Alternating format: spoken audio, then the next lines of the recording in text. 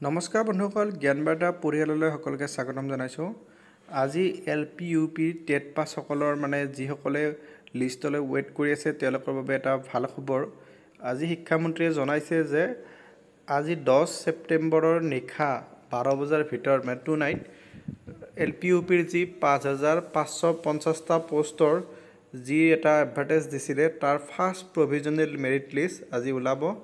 আজি first provisional merit list 12টাৰ আগে ওলাব, আপোনালোকে নিশ্চয় পাই যাব।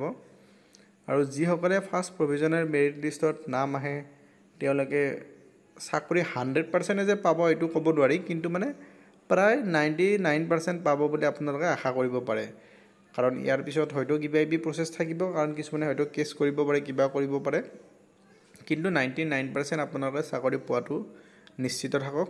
ইয়াৰ পিছত যিসকলৰ অলপ মাৰ্কৰ কাৰণে যদি কিবা কাৰণত নাম নাহে তেনেহ'লে আপোনালোকে হতাশ নহ'ব। ফাৰ্ষ্ট প্ৰভিজনেল লিষ্টত ভালেখিনি ত্ৰুটি থাকে, সেই ত্ৰুটিবোৰ দূৰ কৰাৰ পিছত ছেকেণ্ড প্ৰভিজনেল লিষ্টত বা ফাইনেল লিষ্টত অলপ যদি পাৰ্চেণ্টেজৰ কাৰণে আপোনালোকৰ মাৰ্কটো নাহে, নামটো নাহে, তেনেহ'লে আপোনালোকে পোৱাও পূৰা সম্পূৰ্ণ চান্স থাকে।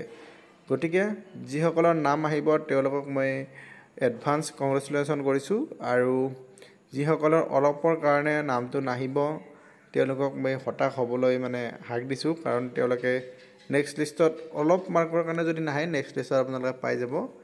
আৰু যিসকলৰ অলপ মাৰ্ক বেছি কম আছে তেওঁলোকে আৰু যিটো এটা নতুন এডভাৰটাইজমেণ্ট আছিল সেইটোলৈকে ৱেইট কৰক। নিৰাশ নহ'ব আপোনালোকে কোনো কাৰণতে, আপোনালোকে এদিন নহয় এদিন ছাকচেছ হ'বই। এইখিনি আজি মই কৈ ভিডিঅ'টো সামৰণি মাৰিলোঁ। Bye bye.